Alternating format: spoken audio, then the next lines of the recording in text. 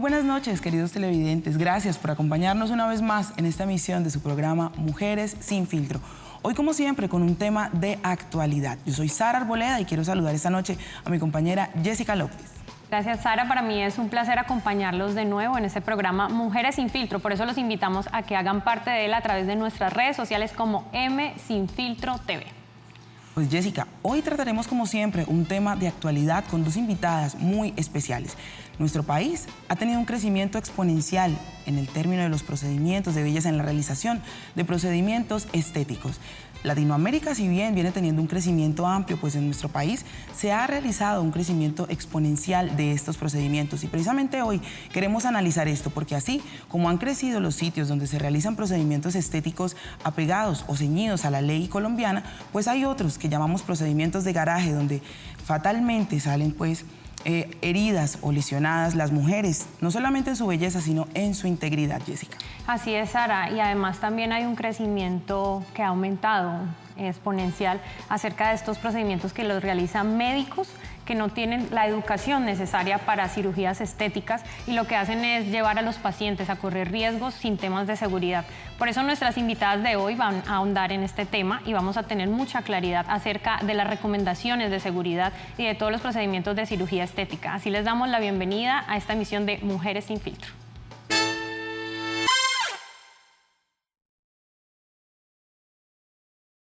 En estos momentos, hombres y mujeres están preocupados por su apariencia física y buscan continuamente métodos y recursos económicos para perfeccionar su anatomía, lo que lleva a muchas personas a buscar clínicas que no cumplen con todos los requisitos para funcionar adecuadamente, popularmente conocidas como clínicas de garaje. El problema que se tiene en Colombia frente a este fenómeno es la falta de regulación y control, lo que permite que cualquier médico pueda realizar una cirugía sin contar con el suficiente entrenamiento y experiencia.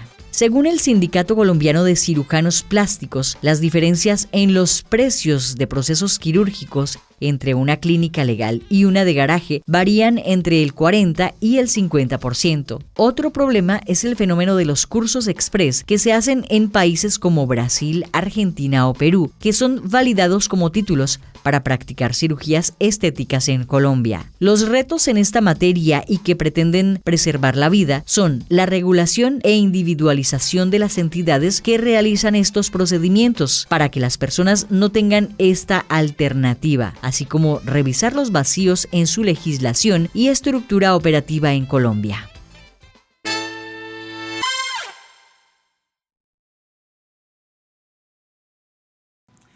Bueno, y para continuar hablando al respecto de este tema tan importante para nosotros, para la sociedad caleña y la sociedad colombiana como lo son los procedimientos estéticos, hoy nos acompañan en estudio dos invitadas. Por mi parte, les presento a María Cristina Lesmes Duque, quien es médica, magíster en salud pública, especialista en gestión de servicios de salud, con un diplomado en alta gerencia. Es además actualmente la secretaria de salud del Valle del Cauca. Muy buenas noches, María Cristina. Hola, buenas noches. Muchas gracias por la invitación. Por mi parte, les presento a Lina Triana. Ella es médica y cirujana de la Universidad del Valle, cirujana plástica reconstructiva, maxilofacial y de la mano de la misma universidad, vicepresidente miembro de la Junta Directiva 2010-2019 de la Sociedad Internacional de Cirugía Plástica Estética. Doctora Triana, buenas noches y bienvenida a Mujeres sin Filtro. Buenas noches a todas y muchas gracias. Un honor estar aquí con ustedes hoy. Bueno, y para empezar, digamos, esta noche nuestro debate y sobre todo para empezar a hacerle un contexto a nuestros televidentes al respecto de los procedimientos estéticos, pues sabemos que nuestro país ha entrado en los últimos años en un ranking donde Colombia es uno de los lugares de Latinoamérica donde más se realizan procedimientos estéticos. Pero, ¿cuáles son los más comunes? O sea, ¿cuáles son esos procedimientos que la gente más viene de otras partes del mundo a buscar en Colombia, doctoras? Pues hay muchas ramas de la medicina que son muy bien categorizadas en el extranjero y que nos ha permitido hacer en el Valle del Cauca lo que se llama el clúster de la salud, y una de sus áreas es la cirugía plástica, estética y reconstructiva, no la única, porque además la oftalmología y la odontología tienen un número muy importante de personas que buscan desde el extranjero venir a prestarse servicios aquí por dos condiciones. Uno, por la altísima calidad y 2, porque los precios son muy competitivos internacionalmente. Doctora Triana, hablamos de esos procedimientos más comunes, pero ¿cuáles son los que tienen mayor riesgo? Bueno, si estamos hablando de procedimientos en general, cualquier procedimiento tiene riesgo. Algo tan sencillo como, por ejemplo, quitarse un lunar tendría riesgo.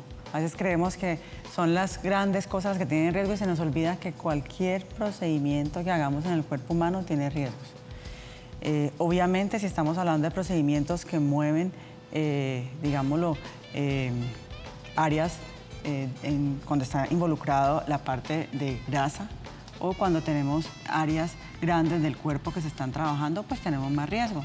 Por eso podríamos decir que si estamos hablando en términos de complicaciones, como por ejemplo un tromboembolismo pulmonar, que es un coágulo de sangre que casi siempre se forma en las piernas, viaja al pulmón, tapa el pulmón y dificultad respiratoria súbita, podríamos hablar que este tipo de complicaciones, que se pueden considerarse como graves, serían más frecuentes si hacemos cirugías de contorno corporal.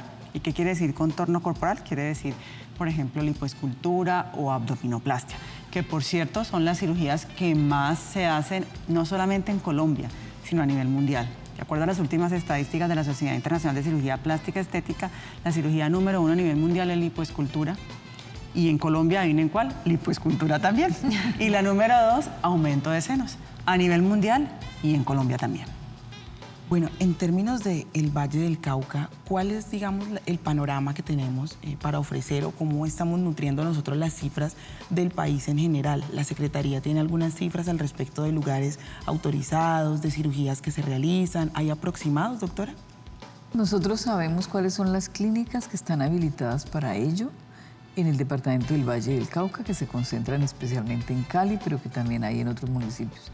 El número de cirugías no hemos podido saberlo, porque nosotros conocemos la información de lo que se hace en los hospitales públicos, pero lo que ocurre en las clínicas particulares no tenemos idea.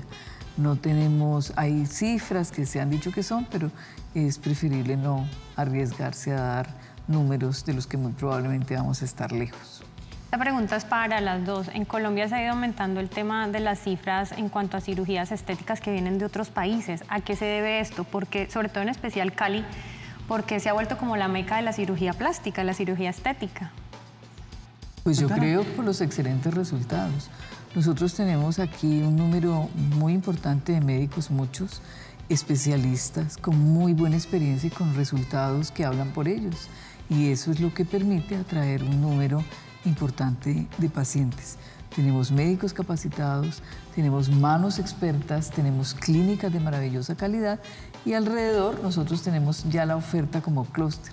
Entonces, esos pacientes que vienen del extranjero por un valor que es muy asequible para ellos, consiguen el médico, la clínica, todos los prequirúrgicos y los postquirúrgicos, que además les ofrecen paquetes que incluye turismo y recuperación. Y eso resulta un mercado atractivo. Lo que es muy importante para nosotros y para la Gobernación del Valle es que esas personas vengan a lugares certificados en su calidad y sobre todo que vengan con el tiempo anterior suficiente para alcanzarse a compensar, que tengan los prequirúrgicos, que lo hagan en excelente estado de salud y que sus médicos sean médicos especialistas reconocidos con muy buena experiencia y trayectoria, porque entre más personas satisfechas, pues nosotros tendríamos más personas que nos buscarían. Aquí es importante también tener en cuenta que si estamos hablando, por ejemplo, de Cali y del Valle del Cauca en particular, nosotros tenemos una mujer que es una mujer latina, que es una mujer que tiene curvas. Y si estamos hablando de inclusive 6 años atrás, 7 años atrás, a nivel de las estadísticas mundiales ni siquiera salía como un procedimiento el aumento glúteo, no aparecía en las estadísticas, porque en realidad nosotros en Latinoamérica lo vemos algo como, digámoslo, del día a día, pero en otros países pues ni siquiera las mujeres pensaban en eso, entonces no lo hacían. Entonces nosotros como cirujanos plásticos a nivel de Latinoamérica y especialmente a nivel de Colombia y de Cali, llevamos años haciendo glúteos, cosa que no lo hacen en el resto del mundo, apenas ahora lo están pidiendo.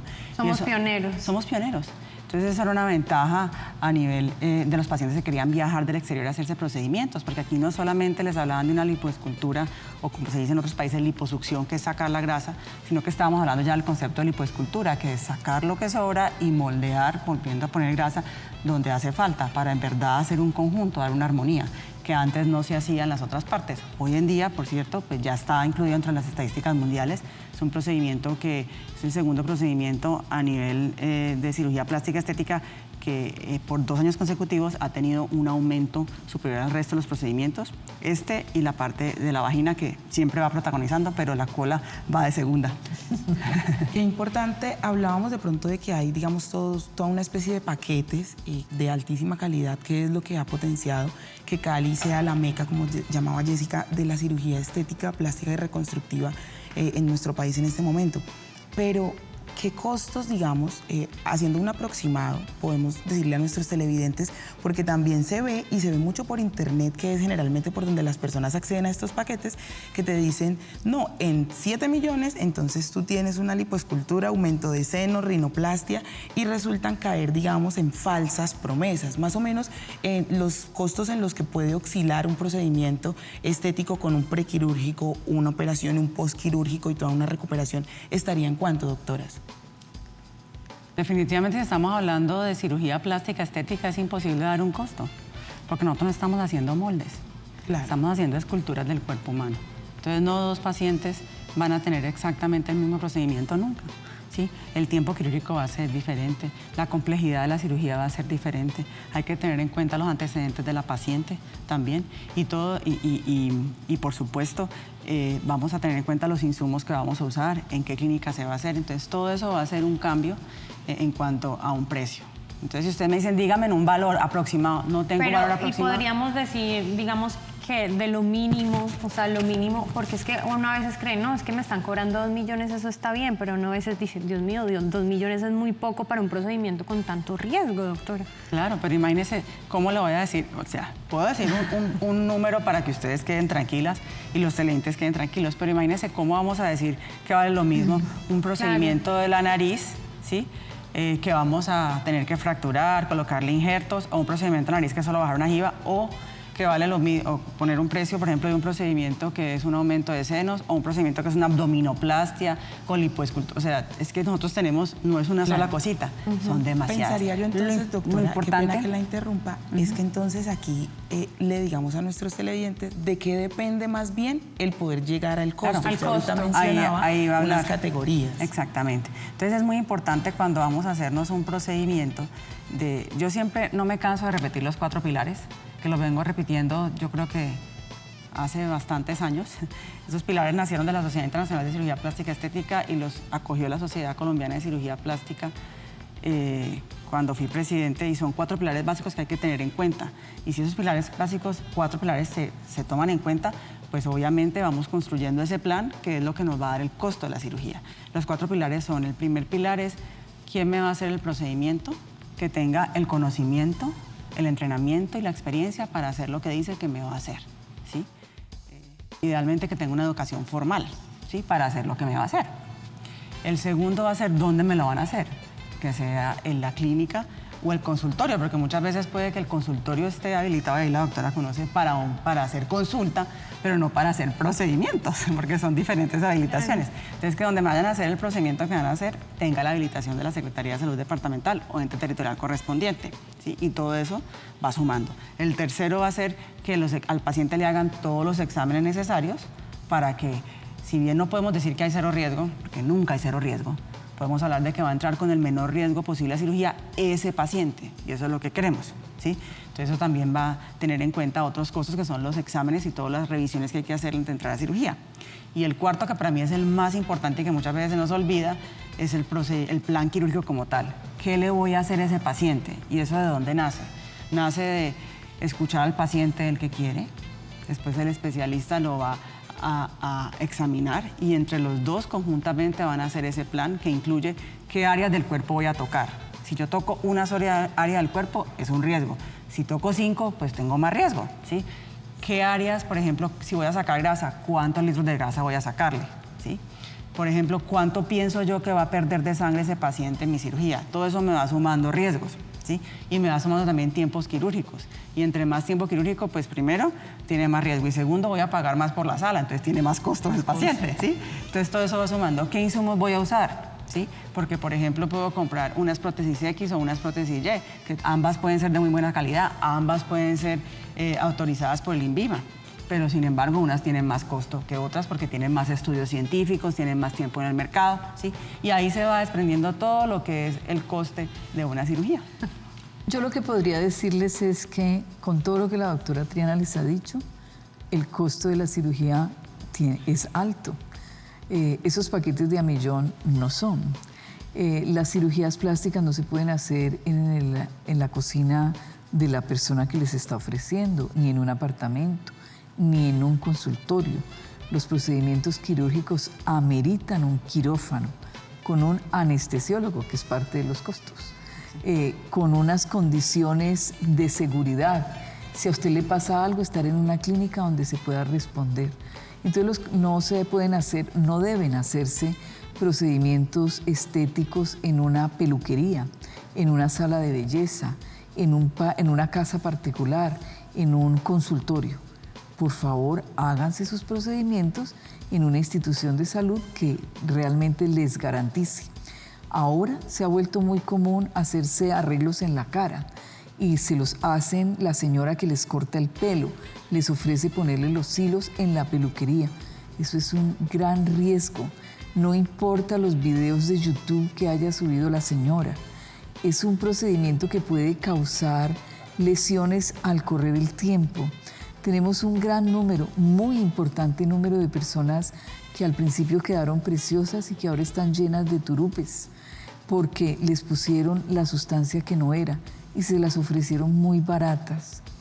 Yo les digo que el procedimiento de cirugía estética, plástica y reconstructiva que deseen, deben pensar muy bien para qué lo quieren y además deben saber que les va a costar un dinero y que no es barato. Y que la vida y la seguridad de ustedes vale mucho más que eso, que no es en cualquier lugar.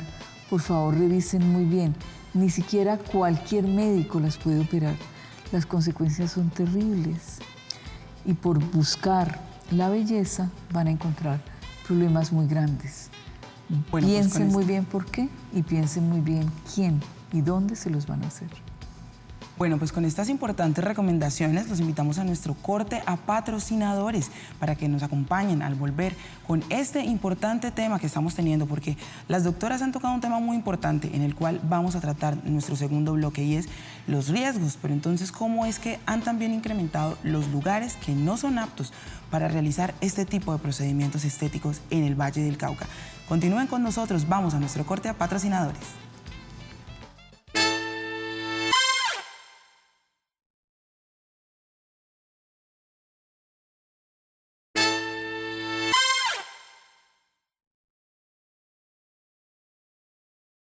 Gracias por continuar con nosotros en Mujeres Sin Filtro. Los invitamos para que hagan parte de nuestro programa y nos realicen las preguntas necesarias a las doctoras para poder aclarar todo este tema de las cirugías estéticas en @msinfiltrotv. Antes del corte a patrocinadores, Sara ha dejado una pregunta en punta y es el tema de la legalización, de la regulación a estas clínicas, a estos procedimientos estéticos. ¿Cómo se hace para regular estas clínicas y cómo hace también la gente para conocer cuáles son las legales? Nosotros tenemos en nuestra página web del Departamento del Valle las instituciones habilitadas y además hay un símbolo de una estrella que está puesto en el lugar donde está acreditado.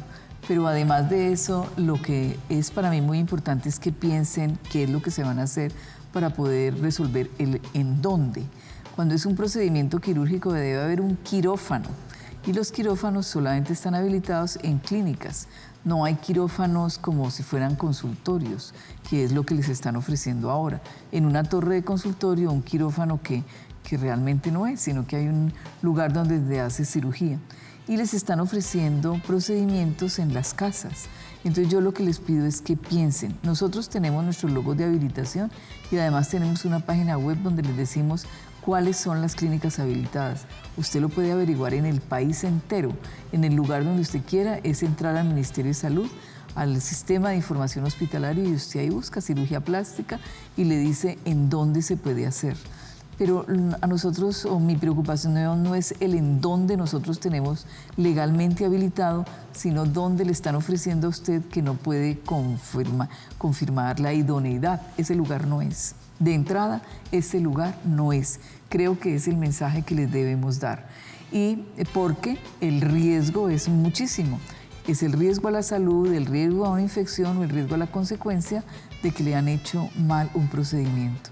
Recuerden, por favor, solo en manos expertas y solo en los lugares indicados para ello.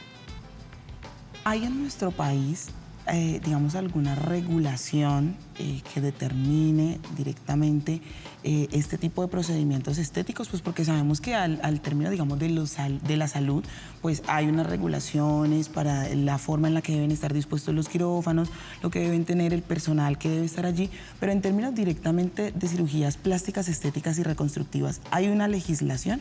¿Qué pasa, por ejemplo, con los sitios que lo realizan de manera ilegal? Y aquí me extiendo para las dos. ¿Qué pasa no solamente con el sitio, sino con el paciente? ¿Cuáles son, digamos, los riesgos las consecuencias a largo plazo de los pacientes que se realizan malos procedimientos estéticos, plásticos o reconstructivos? Desde luego que hay una legislación que nos dice que debe tener el lugar donde se va a hacer, que son las IPS que deben estar habilitadas, quién lo debe hacer, que debe ser un médico que debe tener los soportes en su hoja de vida y debe tener la autorización para ejercer en Colombia. Y también tenemos las consecuencias que ocurren con los pacientes. Pero lo que no podemos hacer es vigilar a cada persona. Por eso es una decisión de responsabilidad de cada paciente el buscar a dónde va y quién le hace. Nosotros sabemos que hacen procedimientos en las salas de belleza, en los apartamentos, en las cocinas y en los consultorios. Y no tenemos forma de llegar a ellos sino cuando llega la queja del paciente, cuando se muere la persona, cuando alguien más nos avisa. Solamente así logramos llegar y cuando llegamos, por ejemplo, a una casa donde nos dicen que están haciendo procedimientos, nos toca llevar a la policía y a la fiscalía porque como Secretaría Departamental de Salud no tenemos la opción de lograr que nos permitan el ingreso a un lugar privado. Nosotros entramos a las instituciones prestadoras de servicios de salud, pero no a las casas particulares. Y no tenemos ninguna posibilidad de saber lo que está ocurriendo. Lo saben las personas. A veces nos avisan y nosotros podemos hacer la visita y lo hacemos, como les digo, con policía y con fiscalía para obligar el acceso. Pero en lo regular por nosotros, en lo que nosotros hacemos, la información es disponible y está en nuestra página web. Usted está hablando de todo el tema de los lugares, de cuáles son las condiciones adecuadas para poder realizar estos procedimientos, pero hablemos de los profesionales, doctora Triana, un profesional que hoy en día no está en la capacidad para realizar estas cirugías estéticas. ¿Cómo hace uno para conocer realmente si es un profesional idóneo para estas condiciones? Bueno, a nivel de nuestro país, digamos lo que tendríamos que hablar que tenga la convalidación de su título de especialista como cirujano plástico por el Ministerio de Educación en caso de que haya estudiado cirugía plástica fuera del país.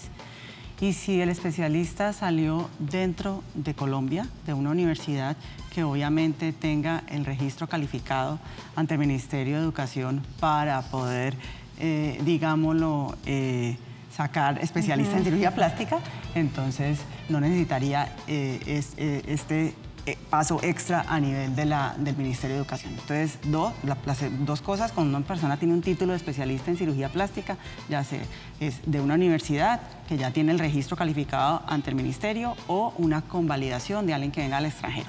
Después de esto tiene que hacer una cosa que se llama el RETRUS, que es ante el Colegio Médico Colombiano, llevar su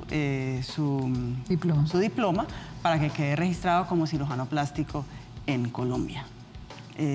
Sin embargo, en Colombia no existe, hay reglamentaciones, como decía la doctora, pero no hay una ley donde se, digámoslo, se hable específicamente de la especialización en cirugía plástica. Me refiero de quién puede hacer y quién no podría hacer una cirugía plástica estética en el país. Cuando hablamos de sociedades científicas y de especializaciones médicas en el país, solo hay 2 que cuentan con este tipo de ley. Una es radiología y otra es anestesia. Las demás especialistas en cualquiera de las ramas de la medicina, incluyendo la cirugía plástica, no tienen una ley de la República donde diga que solo ellos la pueden realizar. Por eso es tan importante todo lo que hablamos de reglamentación. Entonces, como no hay una ley, se hace a través de una reglamentación para poder que las personas que hagan este tipo de procedimientos sean personas idóneas, como dice la doctora. Si ellas van a dar una habilitación en un sitio para que puedan hacer cirugías plásticas, pues ellas exigen que tenga un diploma de cirujano plástico para que pueda hacer el procedimiento. Pero a nivel de la República, como ley, no existe en este momento. Somos desprotegidos. Y en ese caso, ¿hay algún lugar en línea donde uno pueda ingresar después de asistir, digamos, a mi consulta? Voy a ponerlo en términos de primera persona. Yo asisto a una consulta, veo que yo llego al lugar y entonces tiene, digamos, las insignias de acreditación, me entrevisto con el profesional de la salud, él me entrega, digamos, unos datos, me ordena unos exámenes siguiendo los procedimientos y yo ya con ese, digamos, ese número o ese nombre puedo entrar a algún lugar en línea para verificar la idoneidad de ese profesional. Usted nos puede consultar en la Secretaría Departamental con el número, la cédula o el registro médico de su médico. Nosotros le podemos confirmar si es médico, si es un especialista y qué tipo de especialidad tiene. Es muy importante que los médicos expongan sus cartones. Entonces usted ve ahí, doctora Lina Triana, médica de la Universidad del Valle, especialista en la Universidad del Valle. Usted es lo que usted tiene que mirar. Si la universidad es desconocida, debe tener la convalidación del Ministerio de Educación. Y como es un procedimiento tan importante al que se ha tomado una decisión pensada y ya se sabe exactamente qué se quiere y por qué se quiere, vale la pena perder el ratico verificando que su médico sea. Nosotros en la Secretaría de Salud lo confirmamos. Inclusive les digo a los pacientes que no le tiene que dar pena de preguntarle al especialista. Inclusive, por ejemplo, cuando no solamente es preguntar al especialista, ¿usted es especialista en cirugía plástica? No hay por qué preguntar, darle pena. Inclusive decirle al especialista cuando, por ejemplo, son cosas no quirúrgicas, que a uno dice, no, pues es una bobada, me van a inyectar una cosa. Yo siempre digo, dígale, pregúntele qué le va a poner. Exíjale que le destape el insumo delante suyo, para que lo que dice que le va a poner sí sea lo que le va a poner. Lo mismo cuando estamos hablando del título de especialista. Pregúntele si es médico y de qué universidad salió y si es especialista en cirugía plástica. Ahí están todas las recomendaciones para que ustedes puedan acceder y tener toda la información a su mano antes de realizarse una cirugía estética, para que conozcan el sitio y los profesionales. Nosotros vamos a un nuevo corte a patrocinadores y al regresar vamos a hablar acerca de toda esta situación, de la legalidad, de los procedimientos que se pueden hacer y cuándo sabemos o no si son sitios legales. Ya regresamos a Mujeres Sin Filtro.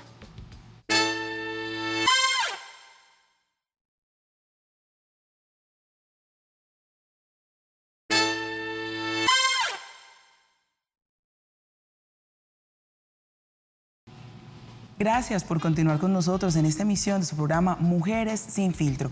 Hoy tratando como siempre un tema importante para la actualidad colombiana, tal como lo son los procedimientos estéticos, plásticos y reconstructivos en nuestro país. Se ha presentado un crecimiento exponencial de estos procedimientos gracias a, como lo decía una de nuestras invitadas, la altísima calidad y la idoneidad en los paquetes que se ofrecen. Pero evidentemente a la par de esto, pues también se presentan hechos que empañan toda esta altísima calidad y son los hechos donde resultan personas involucradas, digamos, con fallas en los procedimientos, con procedimientos estéticos mal realizados. En nuestro bloque anterior, la doctora Lina Triana nos hacía mención de 4 pilares muy importantes que ustedes tienen que tener en cuenta, así que queremos hacer énfasis en ellos y es: ¿quién me va a hacer el procedimiento? ¿Dónde me van a hacer el procedimiento? ¿Cuáles son los antecedentes del paciente que va a hacer el procedimiento? Y el plan quirúrgico que debe tener el profesional de la salud que lo va a hacer. Por eso quiero preguntarles a nuestras invitadas, ¿qué pasa con las personas que resultan, digamos, en muertes a través o a raíz más bien de los procedimientos estéticos? ¿Qué pasa con estos sitios y qué pasa con las personas? Depende de dónde hayan ocurrido los hechos. Como la doctora Triana bien se los dijo, cualquier procedimiento tiene riesgo y uno de los riesgos del quirófano es morir en él. Por eso se les pide sobre todo cuando vienen del extranjero, que lleguen con el tiempo suficiente de antelación para poder estabilizarse y hacer las pruebas que debieran hacer, y siempre les recomendamos mirar los tiempos quirúrgicos. No pueden hacerse tantas cosas que duren tanto tiempo en el quirófano que expongan su vida. Cuando hemos tenido esa clase de hechos de muerte, nosotros inmediatamente somos informados, realizamos una visita, miramos las condiciones del lugar en que se hizo y cómo se hizo, y según eso se toman decisiones. Cuando es un quirófano donde las cosas ocurrieron bien y es un evento médico de riesgo, pues no pasa nada, se hace el análisis de la mortalidad o de lo que ocurrió y se tratan de mirar las responsabilidades que ocurren en ello. Cuando se realizó un procedimiento en un sitio que no era adecuado, se produce el cierre inmediato, y cuando el profesional que lo hizo es un médico pero no especialista, lo mandamos inmediatamente al comité, al Tribunal de Ética Médica. Y después se afrontan las demandas. Cuando usted va a hacer un procedimiento quirúrgico, su médico debe asegurar el resultado. Hay una póliza que garantiza el manejo cuando hay consecuencias. Y ya es los efectos médicos de la situación. Si usted quedó mal operado, debe empezar un procedimiento legal. Hay que mirar si la consecuencia de los resultados tuvo que ver con la técnica, con los insumos, con la capacidad del médico o con su propio organismo. Se da todo un proceso de investigación que nos permite definir la responsabilidad desde el punto de vista médico, y puede haber también una responsabilidad desde el punto de vista legal, a través de los abogados y el seguimiento de la demanda que se haga en torno a lo que ocurrió allí. Parte del cierre del sitio, de mandar al profesional al tribunal médico, ¿se establece alguna indemnización, ya sea a los familiares de la persona que muere o al paciente que ha, digamos, dado con resultados que no son los adecuados y los que esperaba? Ahí hay un procedimiento legal que deben implementar los afectados, buscando la responsabilidad y las indemnizaciones. Por eso para nosotros es tan importante que ese tipo, mejor dicho, cualquier intervención médica se haga en los lugares que están habilitados, porque adicionalmente las instituciones deben tener un seguro, una póliza de seguro de responsabilidad médica y de responsabilidad civil, de forma que haya la manera de responder a esos errores médicos o legales en que se haya incurrido a través de la póliza. Lo más importante es que sí empieza un proceso, empieza desde la parte de la regulación colombiana, como va la Secretaría, y ya ahí se verá a nivel del Tribunal de Ética Médica o a nivel de la parte de las Cortes nuestras, si se incurrió en alguna falla o no. Siempre van a tener en cuenta que los procedimientos médicos y quirúrgicos estéticos son de medio y no son de resultado. ¿Qué quiere decir eso? Que uno no puede prometerle que va a quedar exactamente así, porque es que recuerde que juega un papel importante la persona como tal, el organismo. Y cada uno de nosotros es único y diferente. No somos iguales. Entonces ahí hay que tener en cuenta ese pedacito. Y para sumar a la pregunta que tú hacías, ¿y qué pasa con esa persona cuando queda con una deformidad o cuando queda? Pues básicamente, ¿qué pasa?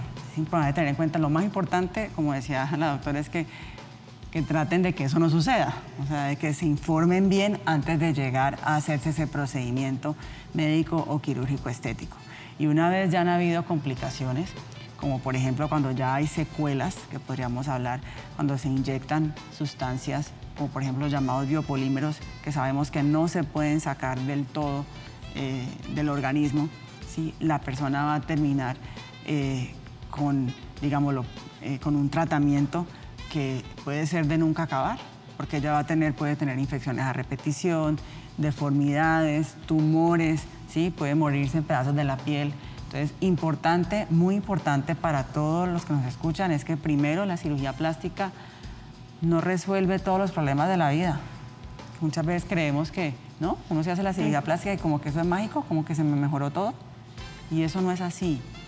Y es muy importante aquellos que nos escuchan que entiendan eso, porque en nuestra cultura creemos que para ser exitosos tenemos que ser bellos y hermosos. Y no es así.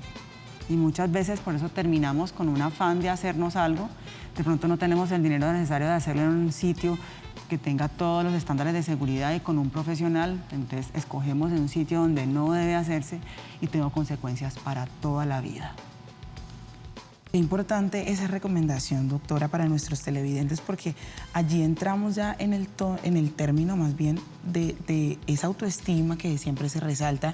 Hemos visto muchos realities donde a través de el mejorar la apariencia mediante procedimientos estéticos, pues se le dice o se le vende a los televidentes la imagen de, bueno, es que usted se hace esto, usted se ve mejor al espejo, pero entonces yo sí quisiera que le dijéramos a nuestros televidentes, si yo voy y me entrevisto con un profesional de la salud, ¿cuáles son esos pasos, así un poco como los pilares, cuáles son esos pasos que siguen posterior a mi entrevista con él? O sea, yo debo hacerme unos análisis. ¿Cuáles son los análisis básicos para que yo sepa que soy apta para realizarme un procedimiento quirúrgico? ¿Ya? No entrando en el término técnico, como usted lo decía, de que evidentemente cada organismo presenta reacciones diferentes, pero yo saber, Sara Arboleda, que si yo voy y me entrevisto con un profesional de la salud, mínimamente yo debo saber esto para después de allí pues poder salir a hacer ya todo el proceso como descrito aquí, verificar la idoneidad del profesional, verificar la idoneidad de la clínica y de esa manera poder establecer puntos seguros para mí que voy a acceder a un procedimiento estético.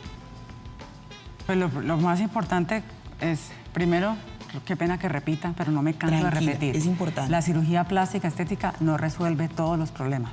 Eso no es verdad.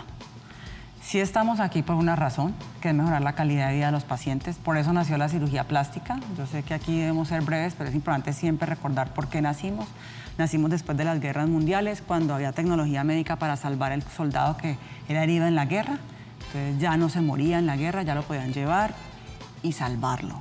Pero esos soldados, aunque los habían salvado, casualmente no querían vivir.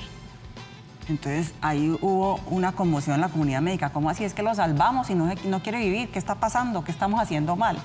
Resulta que hubo un grupo de esos médicos cirujanos de emergencia que tuvieron el tiempo y el corazón abierto para escuchar a ese paciente y darse cuenta que no era suficiente salvar la vida. Había que ir más allá y era mejorar la calidad de vida, porque, perdón la palabra, quedaban chuecos.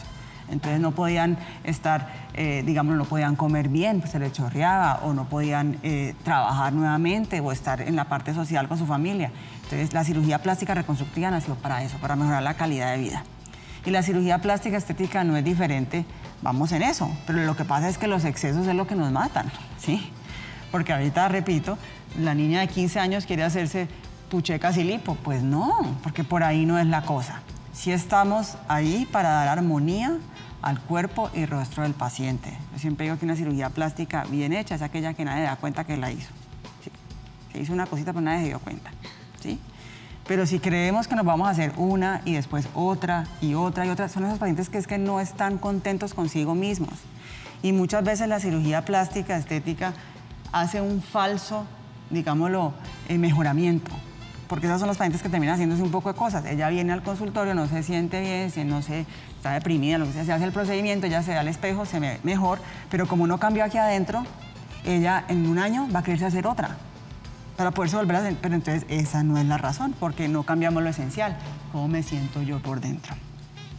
¿Qué preguntarle o sea, qué pasa en la consulta? Yo siempre digo que lo más importante es escuchar al paciente. Ya pasaban los tiempos en que la señora llegaba y decía, doctor, y me voy a poner los senos, pero ¿y cómo? No, como usted quiera, doctor, lo que usted diga. No, eso ya no existe, ¿sí?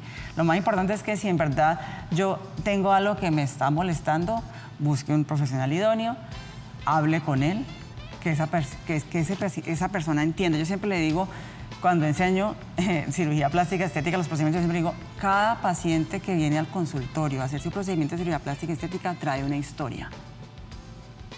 Escucha la historia del paciente, porque muchas veces la nariz, y se concentra solo en hablar qué le van a hacer a la nariz. No, escucha la historia del paciente. Si usted escucha esa historia de por qué ese paciente está allí, usted ya entiende por qué está allí y puede alrededor de eso hacer el procedimiento o de pronto ni siquiera hacérselo, porque es que no está ahí para eso, ¿sí? Está por la razón equivocada. Entonces lo más importante, cuéntele su historia a su médico. Si su médico no tiene tiempo para escuchar la historia, pues ese no es el médico, vaya donde otro. ¿Sí? Esa es mi recomendación, ¿sí? Escuche para en verdad entender, que él entienda por qué está ahí. Y entre los dos puedan hacer ese plan quirúrgico. Yo creo que eso es lo más importante. Y que quede siempre en el ambiente y claro que no resolvemos todos los problemas. Hablábamos de esas recomendaciones antes de la cirugía, quiénes son aptos, quiénes no, durante la cirugía, de elegir el lugar y el profesional idóneo.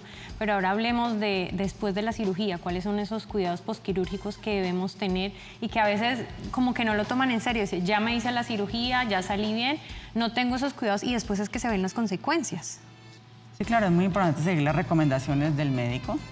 Como nosotros, repito, cirugía plástica no hace moldes, no es la misma recomendación para todo el paciente, ¿sí? Dependerá de qué cirugía se hizo, qué se hizo en el quirófano como tal y empiezan a hacer las recomendaciones. Pero muy importante seguir las recomendaciones del médico y también muy importante que no es solamente para cirugía plástica, es para toda la salud. Yo considero que la recuperación depende del paciente y de su familia. Y a veces se nos olvida, no integramos la familia allí. Y si la paciente en principio hace un procedimiento y nadie más de la familia quiere, pues es un error, ¿no? No es que quiere decir ahorita que entonces si el marido no la deja, entonces no se opere porque ella la que va a pagar porque me ha pasado todas esas situaciones. Pero sí, yo siempre le digo, ¿sabe qué? Si su marido no está de acuerdo, no se debe hacer el procedimiento. Le digo yo, hable con él. No quiere decir que entonces solo si él la deja usted se va a hacer, no, porque hoy en día ya somos independientes, ¿sí? Pero hable con él y explíquele que es importante para usted y que para usted se lo va a hacer y que él sea partícipe de que sí, se va a hacer el procedimiento. No se lo haga a escondidas, peor error que puede hacer, porque de que se lo hace a escondidas, todo se le va a trabar. Usted necesita apoyo, que la lleven a los sitios. Usted va a tener un proceso de recuperación donde va a tener una cicatriz que no le va a gustar porque va a ser roja y se va a ver fea. Entonces, él todo el día le va a decir, se ve fea, ¿vio? Esa cicatriz tan fea. Y simplemente el proceso normal de un proceso de recuperación de una cirugía, esa cicatriz se va a ir poniendo de roja a blanca con los meses. ¿Cuántos? 4, 6 meses. Se puede poner hasta 2 años. Pero si usted tiene 2 años un señor diciéndole que tan fea, ¿usted cómo se va a sentir? Peor, ¿no? Claro, es que todo eso influye. Entonces las recomendaciones que siga el médico y de verdad trate de que tenga un apoyo en general. Que haya un entorno. Para que haya una recuperación favorable. Bueno, pues muy importantes los consejos que nos ha dejado este bloque para nosotros. Las doctoras han dado diferentes, digamos, alternativas al respecto de cómo nosotros podemos llegar a saber si somos aptos o no para una cirugía, pero sobre todo han hecho hincapié en resaltar que la cirugía plástica no es la respuesta para todo, no es una solución mágica a la que podamos acudir. Queremos invitarlos a nuestro siguiente bloque de patrocinadores. Vamos a este corte porque vamos a seguir aquí hablando un poco al respecto de la cirugía y vamos a tratar también el tema de adultos y menores de edad. ¿Cómo es que se debe entonces tener en cuenta o qué se debe tener en cuenta al realizar estos procedimientos? Vamos a nuestro siguiente corte, patrocinadores.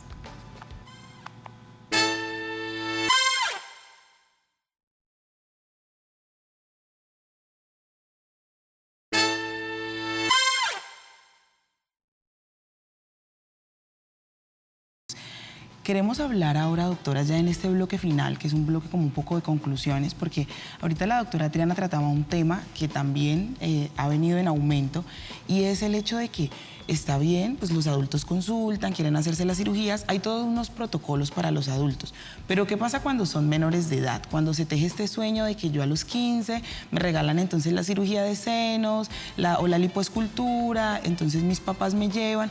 ¿Cuáles son, digamos, allí los protocolos que deben seguir los profesionales de la salud, pero además las instituciones prestadoras de los servicios para llevar a cabo estas cirugías? Mira, yo le puedo contar una experiencia que tuve un poco triste sobre realizar procedimientos médicos y quirúrgicos estéticos en menores de edad en Colombia. Cuando yo fui presidenta de la Sociedad Colombiana de Cirugía Plástica, Estética y Reconstructiva, impulsamos una ley para que se prohibiera los procedimientos médicos y quirúrgicos estéticos en menores de edad.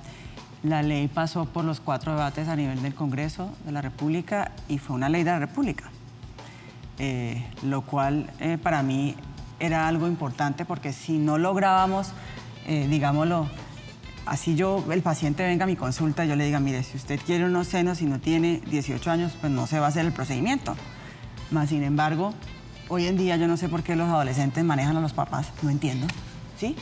Y entonces terminaba la niña operada pues en otro lado, ¿no? Pero terminaba operada. Yo decía, pero no puede ser posible. Tenemos que hacer algo para en verdad proteger esa niña, ¿sí? Que no entiende porque está sí, en su época adolescente rebelde y no entiende que es que no tiene la madurez ni física ni psicológica para hacerse eso. que es un procedimiento que va a tener consecuencias para el resto de la vida de esa niña. Entonces, se hizo la ley, salió la ley, y los mismos colombianos la demandaron ante la Corte. Ante la Corte. Entonces, hoy en día no tenemos ley. Pero debe ser muy claro que el ser menor de edad o mayor de edad no está en una cédula. Está en un proceso de crecimiento y desarrollo físico y emocional. Y hasta que ese no se haya terminado, no es el momento de hacer arreglos. Entonces, la idea es que los menores de edad esperen a pasar a su mayoría, no para tener la cédula, sino para que su cuerpo haya llegado al máximo de su desarrollo. Y si hay necesidad de hacer corrección porque hay un defecto o algo que no los tiene satisfechos, arreglarlo. No deben los menores de edad realizarse procedimientos que modifiquen su estructura porque no se han acabado de formar. Doctora María Cristina, le hago una pregunta. Desde la Secretaría del Valle, de la Secretaría de Salud, ¿ustedes han conocido casos con menores de edad de pronto que digamos, sean un ejemplo para nuestros televidentes y de verdad caigan en cuenta todo lo que usted está diciendo, que es un tema de conciencia? Realmente no, porque a nosotros nos llegaría por queja y los papás y los mismos niños no la van a poner. Por miedo. Exactamente. Es que hoy en día, si usted va a hacer un procedimiento médico o quirúrgico estético en un menor de edad, tiene que ir a una notaría, el padre o el custodio legal y firmar que sí, que autoriza que se le hace. Y si autorizan el padre o el custodio legal, se le hace el procedimiento si el médico pues, considera que se debe hacer. Lo cual, repito, como cirujana plástica, considero que en un menor de edad no se debe hacer ese tipo de procedimientos. Hay dos procedimientos que teníamos por fuera de la parte de procedimiento de la ley. Uno era la otoplastia o cirugía de orejas, porque la oreja se desarrolla casi, casi completa a los 5 años de edad. Y ustedes saben que hoy en día los niños sufren un proceso de bullying importante o manoteo. Entonces, por eso se dejó ese procedimiento dentro de la ley que estaba, como que sí se podía hacer en menores de edad y a partir de los 5 años de edad. Y el otro era la rinoplastia a partir de los 15 años de edad, por lo mismo, porque normalmente a los 15 años la nariz está casi completamente desarrollada, aunque pues se ha vuelto moda hoy en día, pero sí, esos dos estaban por fuera. Y de los no quirúrgicos estaba por fuera el retiro del vello excesivo. Estaba por fuera porque hay personas que sufren de un hirsutismo bastante marcado, niñas, entonces por eso se había dejado por fuera como los procedimientos médicos o los relacionados con el acné, porque obviamente los adolescentes sufren de acné. Doctora Lesmes, desde la Secretaría, ¿se ha iniciado algún proceso, digamos, en términos de la publicidad engañosa? Estos sitios que tienen fotos del antes y el después que no coinciden, pero que, digamos, es a través de lo que captan la clientela. Sí, hemos logrado hasta retirar vallas que prometían lo que no era. Y adicionalmente lo que hacemos es tratar de educar la comunidad. Nosotros somos incapaces de llegar a todas las ofertas de Facebook, a todas las ofertas que llegan por las redes sociales, a todas las revistas. No tenemos esa capacidad porque nosotros no somos un órgano policivo. Sin embargo, hacemos búsqueda. El propósito que nosotros tenemos es que las personas tengan la conciencia suficiente para definir el por qué desean una cirugía, qué resultados esperan lograr, dónde hacerlo y dónde exponer su vida en la mejor forma. Y adicionalmente, cómo reconocer los eventos adversos que pueden darse alrededor de una cirugía, cualquier tipo de cirugía, para que se consulte de forma rápida. Cualquier cirugía que se haya hecho, si tiene un episodio de fiebre, si tiene dolor local e inflamación, es decir, se pone rojo y caliente, por favor consulte de forma inmediata porque muy probablemente tenemos asociado una infección, que es un evento adverso que debe manejarse rápidamente. La doctora Lesmes hacía referencia a algo muy importante, y es el tema de las redes sociales, que hoy en día han tomado muchísimo auge, no solamente en el tema de las cirugías estéticas, sino yo digo que en todo el ámbito de nuestra vida. Por eso, ¿qué tan importante es el tema de las redes sociales? ¿Hasta dónde influyen toda esta publicidad que se maneja ahí, toda esta información que muchas veces es falsa? ¿Y cómo hacemos nosotros como comunidad para poder regular un poco y no tomar en serio todo lo que se está publicando ahí? Pues Hoy en día las redes sociales son un canal de difusión increíble. Ustedes saben que el ser humano es importante para nosotros la comunicación y eso es lo que ha hecho que se mantengan conectados todo el tiempo. Yo creo que la comunidad médica obviamente hace uso de esas redes sociales dando información a los pacientes, pero a veces se exagera como ustedes bien dicen. Pero ahí lo que se tiene que hacer es nuevamente verificar si esa persona que está publicando lo que está publicando sí es un profesional idóneo y no simplemente creer a lo que está montado ahí en la nube, que es lo que muchas veces nos pasa. El Internet es algo importante para nuestro mundo de hoy. Repito, nos mantiene conectados, pero desafortunadamente no solo en cirugía plástica y no solo en medicina, sino en general, hay mucha información allí que no es válida. O mucha información, porque es un medio que se hace para información, pero se camufla también la parte publicitaria. Entonces, desafortunadamente, nuestros hijos y nuestros niños están allí conectados mucho tiempo y terminan en sitios donde no es por informaciones que los llaman por una noticia atractiva y terminan haciéndose cosas que no es. Y la salud no es ajena a ese tipo de publicidad engañosa y a ese tipo de, ¿cómo se llama? Como de que tiran para pescar y lo cogen y de allí lo enganchan y termina con una información falsa creyendo que es verdadera. Entonces, lo más importante es que si usted se va a hacer un procedimiento, verifique que esa persona que se lo va a hacer sí tenga, repito, conocimiento, entrenamiento, experiencia y que el sitio donde se lo vaya a hacer tenga la habilitación para hacer lo que dicen que le van a hacer. Independiente que salgan maravillas por las redes. Sí, sí, sería muy importante también ser un poquito más analítico con lo que se lee. Yo observo que replican mensajes que son carentes de verdad. No sé quién descubrió la cura del cáncer, ojalá fuera cierto, pero no es verdad. Un medicamento mágico con el que se pierden 13 kilos en 3 días, no es verdad. O no son cosas sanas. Cantidad de cosas que piensen un poquito lo que están replicando, porque en general es información falsa. Bueno, pues muy importante todo lo que nos han contado nuestras invitadas en esta noche de hoy, en esta emisión de Mujeres Sin Filtro. Ya estamos cerrando nuestro programa del día de hoy y queremos que brevemente nos diga cada una qué recomendaciones o qué retos consideran ustedes que tenemos todavía como país y como departamento, porque sabemos que es algo que está impulsando el crecimiento de la región, que cada vez contamos con más médicos de calidad, con profesionales de la salud, anestesiólogos, personas que hacen prequirúrgicos, posquirúrgicos, laboratorios, pero ¿cuáles son todavía esos retos que tenemos como sociedad frente a cómo vemos y cómo sobre todo recibimos las cirugías estéticas, plásticas y reconstructivas, doctoras? Para mí el principal reto está en la aceptación de lo que uno es y cómo se es y cómo se busca la felicidad o la satisfacción de la propia persona. No puede haber estereotipos de belleza que no correspondan a nuestra esencia.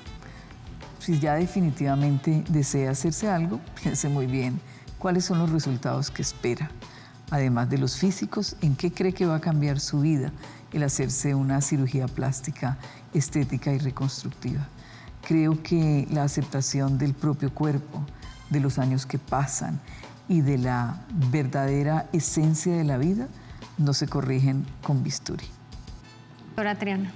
Bueno, aquí es importante tener en cuenta como región y como Valle del Cauca y como país, las últimas estadísticas de la Sociedad Internacional de Cirugía Plástica y Estética, Colombia es el segundo país a nivel mundial que más recibe pacientes para cirugía plástica y estética que como fuera de su país de origen, que no son de su país de origen. O sea, que es grandísimo lo que llaman turismo médico, que a mí no me gusta llamarlo así porque uno no va a pasear, uno va a hacerse una cirugía, ¿no?